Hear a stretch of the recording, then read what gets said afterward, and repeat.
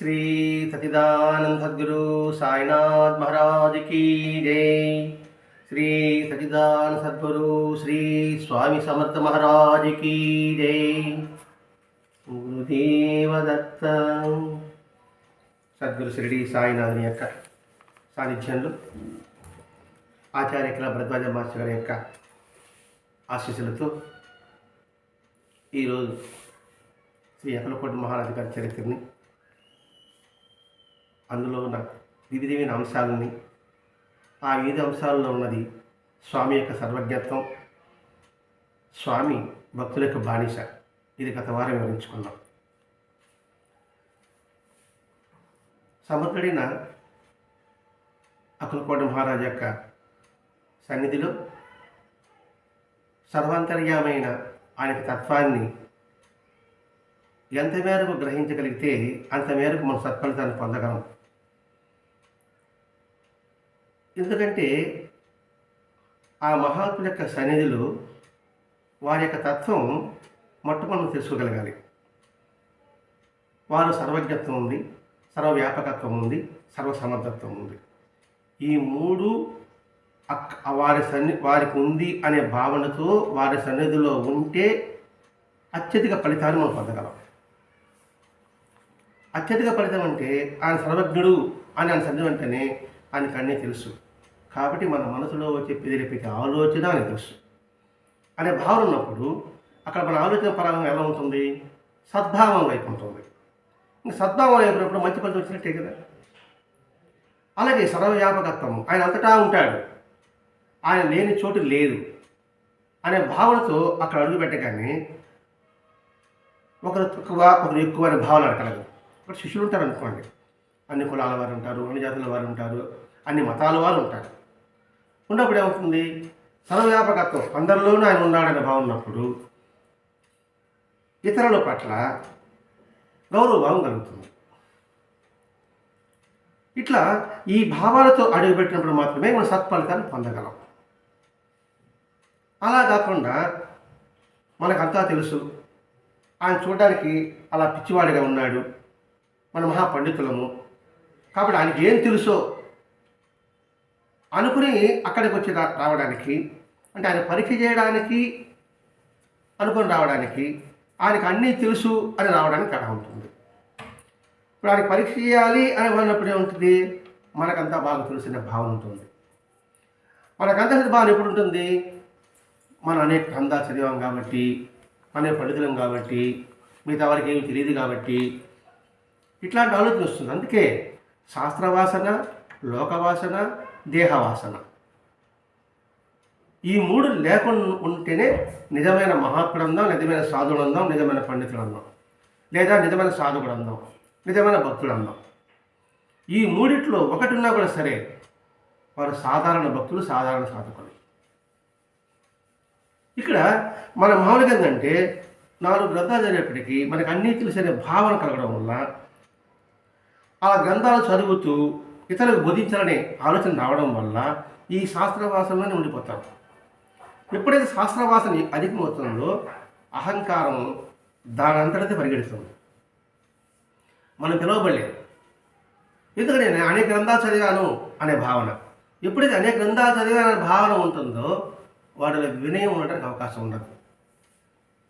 ఏ శాస్త్రాన్ని ఒకే చెప్తారు, చివరి శ్వాస వరకు నువ్వు జ్ఞానాన్ని సంపాదించుకుంటూ ఉండవలసింది, లేదా సద్గురువుని ఆశ్రయించవలసింది. చివరి వరకు అంటే ఏమిటి?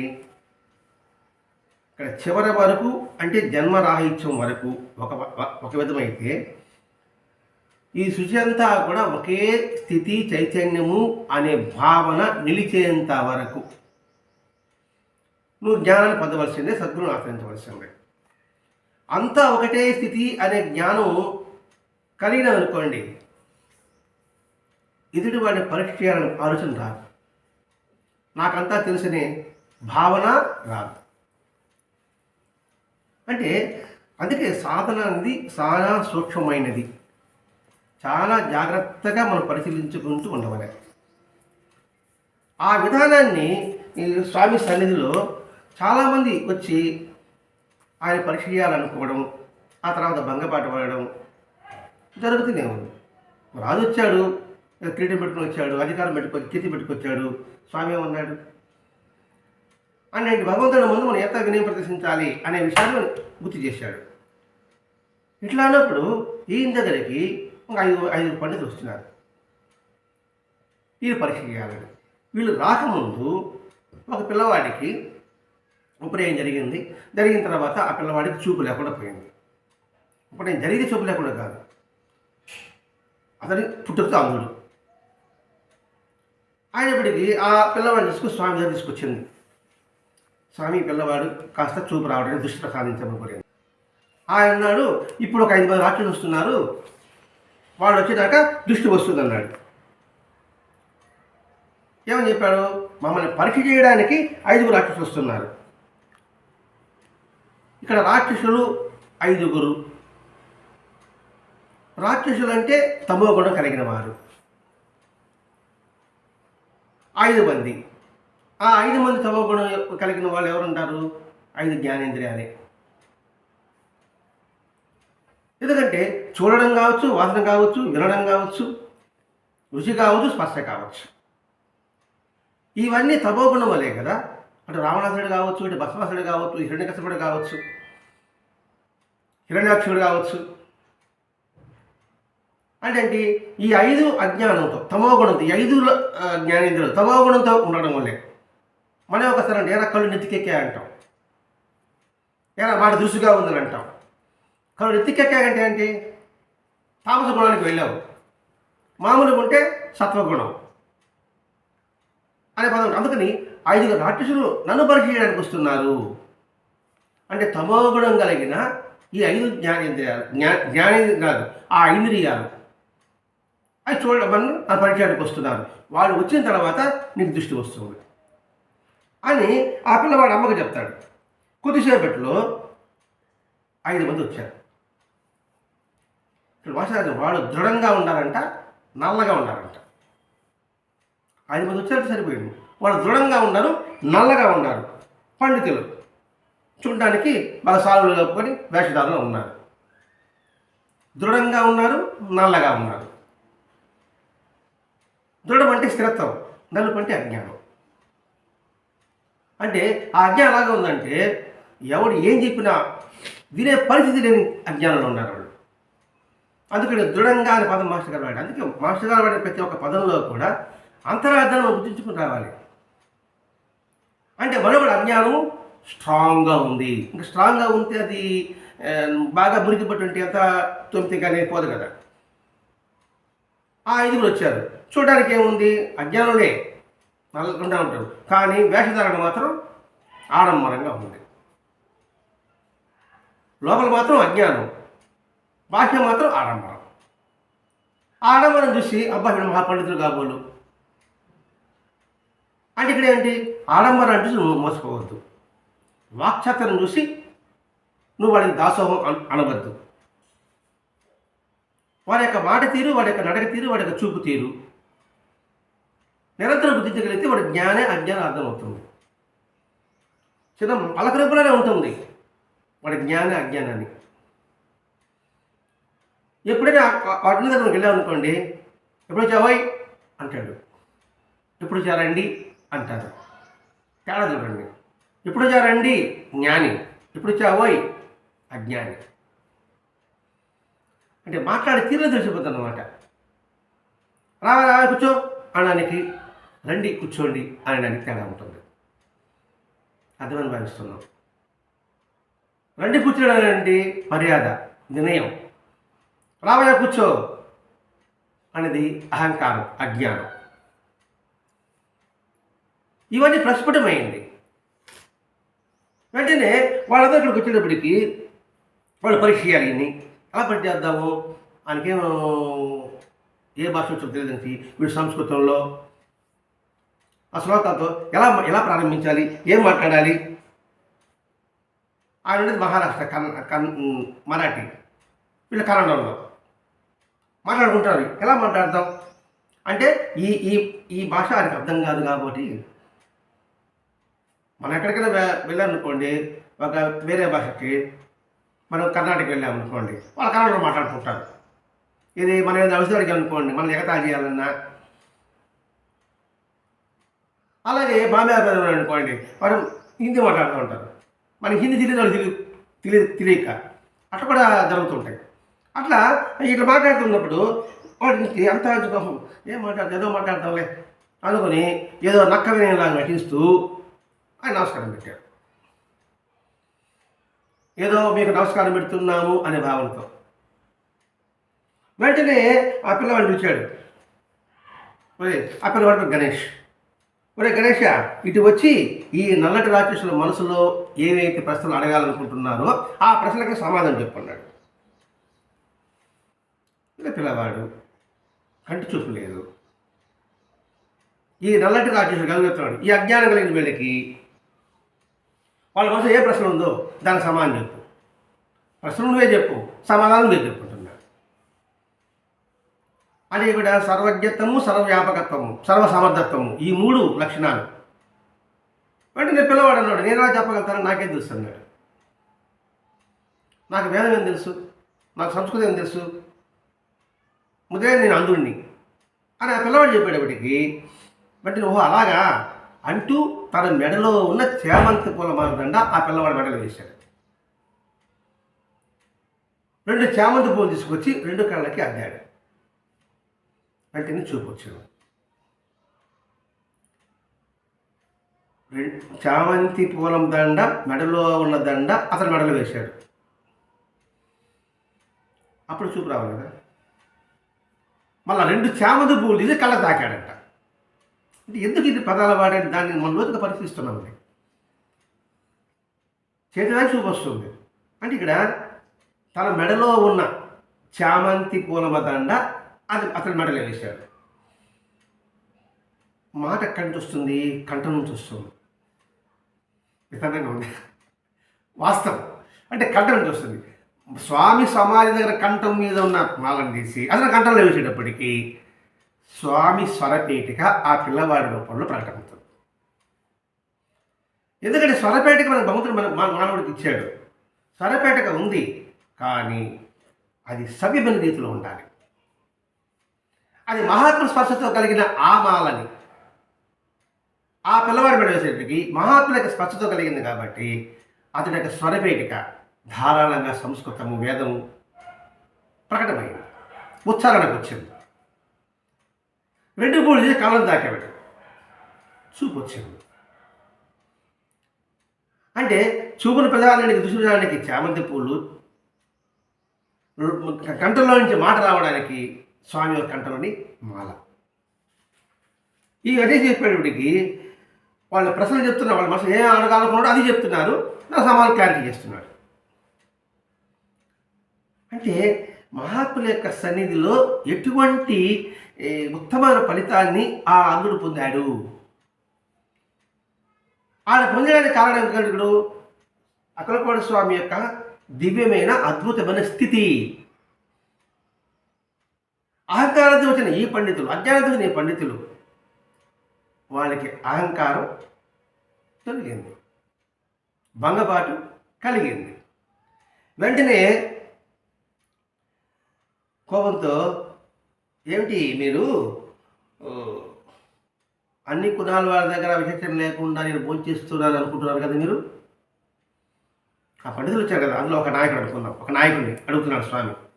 అన్ని కులాల వారి దగ్గర విచక్షణ లేకుండా నేను భోంచేస్తున్నాను కాబట్టి నన్ను పరీక్షించడానికి వచ్చారు కదా. ఇది చెప్తున్నా, నువ్వు ఒక ముసల్మానికి జన్మించావు. నీ తల్లికి ముసల్మానికి కలిగిన సంబంధం వల్ల నువ్వు జన్మించావు. ఆ ముసల్మాన్ పేరు చెప్తున్నాడు. ఆ ముసల్మాన్ పేరు ఇమాన్ బా. అంటే మన పుట్టుపూర్వతలన్నీ కూడా సర్వజ్ఞుడైన స్వామికి తెలుసు. ఆయనకు తెలీదు అనక బాగుంటాం. అట్లాగే అందుకే ఇప్పుడు ఏ పట్టణ రూపంలో బాబా ఉన్నాడు, ఇతర రూపంలో బాబా ఉన్నాడు, అంతటా ఉన్నాడు అంటే మన మనసులో కూడా ఉన్నాడు. మన మనసులో కూడా ఏ ఆలోచన వచ్చేది ఆయన తెలియకుండా ఎలా ఉంటుంది. అది ఆత్మస్వరూపుడే నేను అందరి హృదయాల్లో ఉంటాను అని కృష్ణుడు చెప్పాడు, ప్రవక్త చెప్పాడు, సాయిరాజు చెప్తున్నాడు. మరి అంతటా ఆయనే మన మనసులో ఉన్నాడు అనుకున్నప్పుడు మన ఆలోచన తరంగా అలా ఉండాలి. అంటే నిరంతరము ఎరుకతో కలిగి ఉండాలి. ఎప్పుడు ఎటువంటి ఆలోచించి వస్తుంది, ఎందుకంటే మన పూర్వజన్మ సంస్కారం వల్ల, లేదా ఇప్పటి సామాజ దోషం వల్ల. మంచి కావచ్చు, చెడు కావచ్చు. సామాజ దోషం అంటే మంచి దోషం ఉంది, చెడు దోషం ఉంటుంది. అది నిరంతరం గుర్తుపెట్టుకోవడానికి ఉపయోగపడుతుంది. ఆయన సర్వజ్ఞుడు అనే భావన నిలబెట్టుకోగలిగితే. ఇప్పుడు వాళ్ళ ప్రశ్నలు చెప్పాడు, వాళ్ళకి జన్మ వృత్తాంతం చెప్తున్నాడు. ఇప్పుడు మన ప్రశ్నలు మన జన్మ వృత్తాంతం అని తెలియవా? మన జన్మ వృత్తాంతం నాకు తెలుసు. నేను ఇంత కప్పిపుచ్చుకున్నప్పటికి కూడా, ఎంతగా బాహ్యాడంగా బ్రహ్మాండంగా ఆయన సత్యం చెప్తున్నప్పటికి కూడా, నా స్థితి ఏమిటో నేను ఏ భావంతో చెప్తున్నాను సంగతి ఆయన తెలుసు. ఆయన తెలుసు అనుకున్నప్పుడు ఇక్కడ చెప్పేవాడు ఎలా ఉంటాడు? చాలా జాగ్రత్తగా ఉంటాడు, చాలా మెలకువగా ఉంటాడు. ఇదే విధంగా బాబాను పరీక్షించడానికి కూడా వచ్చాడు కదా, మూల్య శాస్త్రం అనుకుంటా.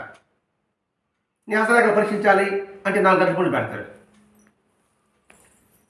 నువ్వు నా హస్తరేఖ పరీక్షించడం ఏమిటా, 4 పుస్తకాలు ప్రసాదించేవాడు నేను అంటాడు. ఇదే సంఘటన గురు చేతుల్లో వస్తుంది. నృసింహ సరస్వతి ఆయన పరీక్షించడానికి వస్తారు. వచ్చినప్పుడు ఒక చండాలుడి ద్వారా వేదం తెలిపాడా లేదా? 7 జన్మ వృత్తాంతం చెప్పాడా లేదా? అంటే ఏంటి? అంత హీనజన్మ నుంచి ఉత్తమ జన్మకు వచ్చావు, పండితుడిగా వచ్చావు. మళ్ళా పండితుడిగా వచ్చి మళ్ళీ విచక్షణ లేకుండా చులకడగా చూడడం ఏమిటి? చులకడ చూస్తే మళ్ళీ ఏమవుతావు? మళ్ళీ సర్కిల్, మళ్ళా అదా పదానికి వెళ్ళిపోతావు. అది గుర్తు చేయడమే గురుచితులోని సంఘటన. ఇప్పుడు చెప్పాడు, వీళ్ళు ఉడికిపోయారు. ఈయనేదో పిచ్చివాడు అనుకున్నాము, నెయ్యి బట్టవాడు తిరుగుతూ ఉంటాడు అనుకున్నాము, ఏదో మాటలు మాట్లాడాలనుకున్నాము. కానీ ఇంత మన పుట్టుబడిగా చెప్తున్నప్పటికీ ఇది సాక్షాత్ భగస్వరూపుడు మంద కాళ్ళ మీద పడ్డాడు. కాళ్ళ మీద పడడం అంటే దాని ఉండే నిజమైన పశ్చాత్తాపము, ఆ పదం వరకు నిజమైన పశ్చాత్తాపం ఉన్నప్పుడు మాత్రమే భగవంతుడు అనుకు సంపూర్ణంగా ఉంటుంది. ఏదో పైపాకి పశ్చాత్తాపం, పైపాకి సారి ఉంటే మాత్రం అది భగవంతుడు తెలియకుండా ఉంటుందా? ఇలా ప్రశ్న చేసుకోవాలి మనం కూడా. పొరపాటు చేయాలనుకోండి, ఆ పొరపాటు అని చెప్పడానికి, నిజంగా పొరపాటు చేశాని హృదయ వేదంతో ఆ పొరపాటు చేశాని చెప్పడం, తిరిగి ఆ చేయకుండా ఉంటేనే భగవంతుడు అనుగ్రహం ఉంటుంది. వీడు హృదయపరంగా అన్నాడు కాబట్టి ఆయన శాంతించాడు. అందుకనే ఎప్పుడైతే హృదయపూర్వకంగా ఉంటుందో ఆ పశ్చాత్తాపం ఎలా ఉంటుందంటే పవిత్రమైన గంగా స్థానంలాగా ఉంటుందట.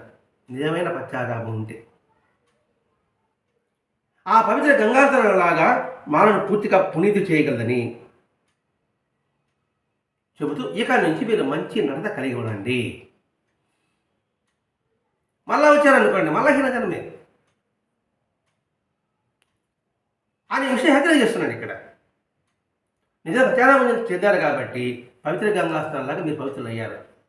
ఇక నుంచి మీరు హితవు కలిగి ఉండండి.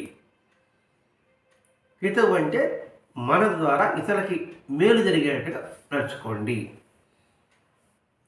మంచి చెప్పడం నేర్చుకోండి, మీకు తెలిసిన విద్యని 10 మందికి అందివ్వండి అని చెప్తున్నాడు ఇక్కడ. అంటే ఏంటి? మనం పొందిన జ్ఞానాన్ని ఇతరులకు అందించడం నేర్చుకోవాలైనా నీ జ్ఞానాన్ని ప్రకటన చేసుకోవద్దు, నాకే అంత తెలుసని ప్రకటన చేసుకోవద్దు అని హీరో వెలికాడు. ఇంకా వాళ్ళు పశ్చాత్తాపం చెందారు, వాళ్ళు వెళ్ళిపోయారు. ఈ అందబాలుడికి సంపూర్ణంగా దృష్టి వచ్చింది. అంటే దృష్టి రావడం మహాపండితుడు అయ్యాడు. ఇక్కడ మనం గుర్తించవలసిందంటే నేను పండితుడిని అనే భావన, నేను బాగా శాస్త్రాలు తెలుసు అనే భావన, నాకంతా తెలుసు ఇతరులకేం తెలియదు అనే భావన ఉంటే అది అహంకారానికి తొలిమెట్టు. ఆ తొలిమెట్టు ఎలా ఉంటుందంటే ఫౌండేషన్ లేకుండా మెట్టులా ఉంటుంది. కాలు పెడితేనే అది విరిగిపోతుంది. అది ప్రతి మహాప్రసాదంలో కూడా వినయము వినయము వినయము అని చెప్తూనే ఉంటారు. చెప్పడమే కాదు, వినయం కలిగి ఉంటారు వాళ్ళు. కాబట్టి ఇక్కడ పండిత అంటే పండితుడు అనేవాడు సమభావం కలిగి ఉండవలే. అందరి పట్ల, అన్ని జీవుల పట్ల, అన్ని ప్రాణుల పట్ల. ఇట్లా నిరంతరము మనం గుర్తు చేసుకుంటున్నప్పుడు మనలో అహంకారం సన్నగిలుతుంది. ఉంటుంది, ప్రతి ఒక్కరూ కూడా నిద్రాణంగా దాగి ఉంటుంది. ఆ నిద్రాదారి అనేది అవకాశం బుసపడుతుంది. కాబట్టి దాని జాగరూకతో మెలకువతో అది తిరిగి మేల్కొనకుండా అజ్ఞానం, అహంకారం, అవివేకం మేల్కొనకుండా దానిని జాగ్రత్తగా మనం గమనిస్తూ ఉండవాలి. పూర్తిగా పాతి పెట్టలేకపోవచ్చేమో కానీ అది లేచినప్పుడు హాయ్ అంటే కథ అణుగుతుంది. ఆ హాయ్ అనేది మహాత్మ యొక్క వాక్కు. అది గుర్తు చేసుకుంటున్నప్పుడు అది అక్కడే ఉంటుంది, ఎక్కడ స్థలంలో ఆడే ఉంటుంది. ఇంకొక మహాపడి ఒక శాస్త్రి గారు వచ్చారు. వచ్చిన తర్వాత స్వామి దర్శనం చేసుకొని తను ఉండడానికి బావడేకర్ అని ఒక ఇంట్లో ఉన్నాడు, గెస్ట్. వచ్చిన తర్వాత ఒక స్వామి దర్శించుకున్న తర్వాత ఈ బావడేకర్ దగ్గరకు వచ్చి, ఏంటి మీరు అక్కడ ఆయనకి మీరు పూజిస్తున్నారే, ఆయనకి ఏం తెలుసు అసలు, పిచ్చివాళ్ళు కనబడుతున్నాడే, ఆయన ముందుకే తీసుకోపోగలడు. వచ్చింది వాడింటికి, వాడికి ఏదో ఆయన మీద భక్తి ఉంది, దత్తం చేస్తాడు తన మహాపండితుడైనట్టుగా. ఇవన్నీ మనం చేస్తూనే ఉంటామండి. ఈ పండితులను పక్కన పెడదాం. ఏదో కాస్త తప్పుసు ఇల్లు కట్టుకున్నాడు అనుకోండి, ఆహ్వానించామనుకోండి, వచ్చి తిరిగిపోరు. ఏంది ఇది కట్టేదైంది, అది కట్టేదైంది, ఇది కట్టేదైంది, ఇంకోటి బిచ్చుంటే వేరే కట్టించుంటారు కదా, వాటిని పెట్టుకున్నాము. ఇట్లాంటి మాటలు మనం చూస్తూనే ఉంటాం. దీసారి పక్కన పెడదాం. వాడేదో కట్టుకున్నాడు బాగానే అనుకోండి, మనం చెప్పేటప్పటికి ఏమవుతాడు వాడు, ఇంకా నిరాశపడతాడు వాడు. ఇట్లాంటివి మన సంస్కృతి కూడా మనం ప్రయత్నం చేయాలి.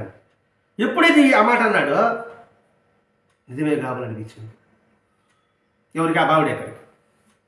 ఆయన మీరు ఆచరించారా, ఆయననే పండితుడు చేయగలడు, కనీసం నేనైనా నేను మహాపండితుడిని చేస్తాను అనేప్పటికీ మనసు చలించింది. మనకు అనిపిస్తుంది, అది ఇల్లు కావచ్చు, పెళ్లి కావచ్చు, ఇంకో వేదన కావచ్చు. ఎవరో చెడు చెప్పాడు అనుకోండి, నిజమే కదా, వాడు ఎందుకు పనిలో పెట్టుకున్నారా అని అనుకోండి, వాడు ఎందుకు పెట్టుకున్నాం అనవసరంగా అనే ఆలోచన మనకు వచ్చేస్తుంది. అంటే ఇక్కడ మనం ఏం చేయాలి, నీకు మనస్ఫూర్తిగా నీకు నచ్చితే నువ్వు వెళ్ళు, నీకు నచ్చదు ఇంకోటి మీద నీ పట్టడం ఎందుకు, నీకు నచ్చలేదు చెప్పొద్దు. వాడు చెప్పి వాడి మనసులో ఎందుకు వాళ్ళ గూగులు పెట్టించేది. అంటే మన సంస్కారం, మన జీవితంలో అంటే మనం చూసుకుంటూ వస్తుంది. అది మనం ఒక సమాజంలో ఉన్నాం. సమాజంలో ఉన్నప్పుడు ఇటువంటి సన్నివేశాలు వచ్చినప్పుడు మనం ఏ విధంగా నడుచుకోవాలి అనే విషయం మీకు చెప్తున్నాడు ఇక్కడ. ఇప్పుడు ఒక మహాత్ముని నేను నమ్మాను, మీరు ఒక మహాత్ముని నేను నమ్మాను. ఆ మహాత్ముని నేను వెళ్ళా, నాకు అనుభవం రాలా, మీకు అనుభవం వచ్చి ఉంటుంది. అనుభవం ఉంటే మీరు ఆ మాత్రం కడతారు. మీరు నాకు అనుభవం రానంత మాత్రాన ఎలా పిచ్చాడు నువ్వు ఆనందం నమ్ముకున్నావరా అంటే నిశ్చలంగా ఉండేవాడైతే వాళ్ళ మూసుకుని పోరా అంటాడు. నిశ్చలేని మళ్ళాంటి వాడు ఏంటంటే ఎత్తనంటే అంటే నిజం కాబోలేము అని మనసు చలిస్తుంది కదా. ఆ మనసు చలించి ఈ భావన కూడా. కాబట్టి మన జీవితం ఇట్లా జరిగినప్పుడు కూడా అటువంటి మాటల్లో ఇటువంటి సన్నివేశాలు వచ్చినప్పుడు మనం మాట్లాడకుండా అలవర్చుకోగలగాలి. వాడి నమ్మకం వాడిది, నీ నమ్మకం నీది. నువ్వు నమ్మితే నమ్మకం చెప్పు, నమ్మిన వాడి ఎందుకు నమ్మకం నువ్వు చేయడం అంటే నాకంతా బాగా తెలుసు అర్థం. ఈ విషయంలోనే కాదు, అది పూజ మనం చేసేటప్పుడు కావచ్చు, ఇంకో కార్యక్రమంలో మనం సహాయం చేస్తున్నప్పుడు కూడా కావచ్చు. ఎందుకంటే వాడు సహాయం చేసావు అనవసరంగా అంటే అవును నిజమే ఎందుకు సహాయం చేసావు అనిపిస్తుంది. అంటే ఇక్కడ ఆధ్యాత్మికంగా చెప్పాడు, మనం లౌకిక అనుభవించుకుంటూ వస్తున్నామండి. ఇక్కడ వెంటనే ఆ రోజు పడుకుంటారు, నిద్రపోతారు, వాళ్ళు పడికేస్తున్నారు. మెలకు వచ్చింది బావిడేకరికి. మెలకు వస్తేనే తలుపులు వేసే ఉన్నాయి, వాటి తలుపులు తెచ్చుకునేది. తెచ్చుకుంటే స్వామి అన్నమాట, ఎవరు అక్కడ స్వామి. ఈ ఎలా ఉంటాడు అంటే ఇప్పుడు టీవీగా ఉంటాడు, పొరుగుగా ఉంటాడు. నిలబడుకొని నడిపించిన పెట్టుకుని చూస్తున్నాను అనమాట. ఎప్పుడు శాస్త్రం పోతున్నావు అంటున్నాడు. ఎవరిని బావిడేకాడు అంటే ఈ దివ్యదినము ఒక పండితుడు అవతారమేమో అని ఆలోచించింది కదా. వెంటనే స్వామి వచ్చి సర్దిస్తున్నాడు, ఇప్పుడు నీ మనసు చంచలం ఎదురా నాయన, నువ్వు ఎప్పుడు శాస్త్రి కావాలన్నప్పటికీ తన పొరపాటు గుర్తొచ్చింది. పొరపాటు చేసినాము, తలుపు వేసి ఉంది, స్వామి వచ్చాడు, మనం మాట్లాడే స్వామి తెలిసింది. మరి ఇటువంటి సర్వజ్ఞుడు సర్వవ్యాపకతని సర్వసర్వజ్ఞుడు వదిలేసి ఈ పాముడు చెప్పిన మాట ఏంటనే అనవసరంగా, అబ్బా కాస్త కానీ ఆలస్యం ఉంటే వాడు తెలిపోయినవాడు కదా అంటే వెళ్ళిపోకుండా నన్ను స్వామి హెచ్చరిక చేశాడు. స్వామి అంటే నాకు ఎంత ప్రేమ, ఇట్లా ఆలోచించాడండి. అంటే అలర్ట్ అయ్యాడు. మనకు కూడా మనం ఒక సత్కారం చేస్తున్నప్పుడు మన మనసు పక్కన బుద్ధి పుడుతుంది. అంటే ఏదో పొరపాటు చేస్తుంటాం అనుకోండి, అంటేనే మనకు మాస్టర్గా సర్దిస్తున్నాడు. మన అనుభవం చూసి అంతే. మనం ఏ కార్యక్రమం చేసినప్పటికీ కూడా రాంగ్ రూట్లో వెళ్తుంటున్నాం, వెంటనే వచ్చి ఆ రాంగ్ రూట్ తెప్పిస్తున్నాడు, సరైన రూట్ తెప్పిస్తున్నాడు. అది అదృశ్య శక్తి ద్వారా, అది ఎవరి ద్వారా కావచ్చు, అది మాట ద్వారా కావచ్చు, వ్యక్తి ద్వారా కావచ్చు, పరిస్థితి ద్వారా కూడా కావచ్చు. ఎందుకంటే మన మీద ఎంతటి ఎందుకండి ఇంత దూరం వచ్చేవాడు దారి తప్పిపోతారేమో, రాను పట్టించుకోడు. ఇప్పుడు ఆ శాస్త్రాన్ని పట్టించుకోలేదు. కానీ బావడేకర్ స్వామిని నిరంతరం ఆశ్రయించుకున్నవాడు, నిరంతరము ఆరాధించేవాడు. ఇంత దూరం వచ్చిన తర్వాత ఇంక చెప్పుడు మాట చెడిపోతాడని బాధ, వేదన మహాత్ములకి. అందుకే హెచ్చరిక చేస్తాడు. ఇదే కదా శ్రీ సాయిరావు అంటాడు, నేను 1-2 సార్లు హెచ్చరిస్తా, నువ్వు తెలుసుకోవాలి, నీ కర్మ నువ్వు విడిచిపెట్టేస్తాను అంతే. ఎందుకంటే ఎన్నిసార్లు చెప్పినా వాడు మారబడేప్పుడు వదిలిపెట్టేదే. ఎంతకాలం పట్టుకుంటామండి. కానీ ఈ ఒక్క హెచ్చరికతోనే ఈ బావుడేకర్ మేల్కొన్నాడు. వెంటనే తెల్లవారుజామున వాటితో వెళ్లకుండా స్వామి దర్శనానికి వెళ్ళాడు. వెళ్తానే ఒక చూపు చూసి నవ్వాడు. ఆ చూసి నవ్వుతానే ఇతనికి అర్థమైంది, నాకు నేను వచ్చాను కదరా, నువ్వు గుర్తించావా అని.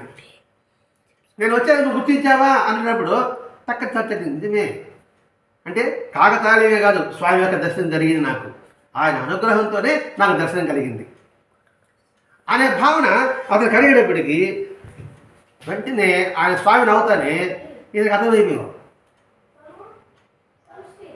ఆయన స్వతహాగా వచ్చాడు మన గదికి, మన ఇంటికి అని క్షమాపణ కోరుతున్నాడు. దొరుకుని ఆ పిచ్చి ఆలోచన, ఏది వాటితో పోవాలని పిచ్చి ఆలోచన మొదలుతున్నాడు. అంటే ఇక్కడ అప్పలవాడు స్వామి పండితుల అహంకారాన్ని ఏ విధంగా తొలగించి తన భక్తుడిని ఏ విధంగా కాపాడుకుంటున్నాడు అంటే సంపూర్ణ శరణాగతిగా హృదయపూర్వకంగా సున్నంగా చేయలేకపోయినా ఆయన సన్నిధిలో ఉంటూ స్వామి నా బలహీన తొలగించు అని నిరంతరం మనం ప్రార్థించుతూ ఉంటే ఆయన మనకి హెచ్చరిక చేసి ఆ బలహీన నుంచి బయటపడేస్తాడు. అయితే నిరంతరము ఆ ప్రార్థన ఉండాలి. ఎందుకంటే ఈ బలహీనత అనేది కథనం సంస్కారంతో బలంగా ఉంటుంది. ఇదే కాళహస్తి శతకంలో దుర్జటి మహాకవి ఆయన వినమించుకున్నదే, స్వామి నాకు ఇటు అలవాట్లన్నీ ఉన్నాయి, ఇటువంటి దుష్ట అలవాట్లన్నీ ఉన్నాయి, దుష్ట బలహీనతలన్నీ ఉన్నాయి, కానీ వదులుకోలేకపోతున్నా, నువ్వే నన్ను రక్షించు అని ప్రతి శ్లోకం వెనుక అదే చెప్పుకుంటా అంటాడు. అంటే నిరంతరం అలా చేయగా చేయగా చేయగా ఆ బలిని బయటపడతాం. అనగనగా రాగం అతిశయము, తినగ తినగ వేము తీయను, సాధనము సమకూరు దరిలో పనులు అని చెప్పారు కదండి. పద్యం సరిగా రాలేదండి, శుభ్రంగా చెప్పుకుంటూ వచ్చాం. అంటే ఏంటి, ప్రతి ఒక్కటి ప్రయత్నం చేయగా, అభ్యాసం చేయగా చేయగా చేయగా సాధించగలము. ఆటో వివరించుకోగా మనము సంపూర్ణమైన సత్సంపూర్ణ అంటే డబ్బు కాదండి, ఉత్తమమైన ఆలోచనతో సాత్విక భావాలతో మనం మన జీవితంను నడిపించగలం. అది ఈరోజు స్వామి సమర్థ ద్వారా పండితుల పట్ల వాళ్ళ పండితుల గర్వాన్ని ఏ విధంగా అణచివేశాడు. మనం పండితుడు ఉన్నప్పుడు ఏ భావంతో కలిగి ఉండాలి, శాస్త్రవాసన, లోకవాసన, దేహవాసన, ఈ మూటికి మనం ఎంత దూరంగా ఉంటే భగవంతుడు అంత దగ్గరగా మనకి వస్తాడనే భావన ఈరోజు మనకి అక్కలకోట సంస్థ ద్వారా స్వస్తి. శ్రీ సచిదానంద సద్గురు సాయినాథ్ మహారాజ్ కీ జై. శ్రీ సచిదానంద సద్గురు శ్రీ స్వామి సమర్థ మహారాజ్ కీ జై. గురుదేవ దత్త.